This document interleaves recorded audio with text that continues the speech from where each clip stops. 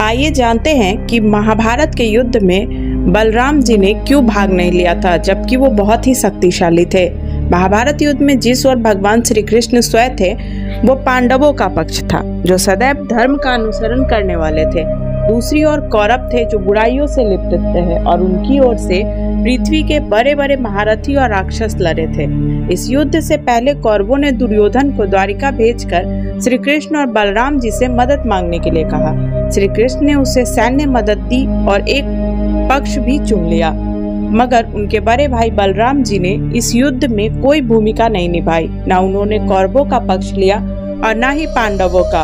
अब बहुत से लोगों के मन में यह प्रश्न उठता है कि जब भगवान श्री कृष्ण युद्ध में शामिल हुए तो उनके बड़े भाई बलराम जी क्यों भाग नहीं लिए? क्या उनकी मजबूरी रही होगी या कोई और वजह थी?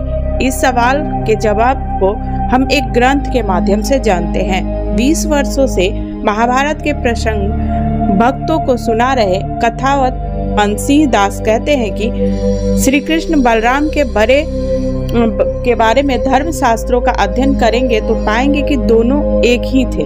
उनके शरीर अलग थे, अवतार अलग लिया था उन्होंने, किंतु वे कभी एक दूसरे के विपरीत नहीं गए।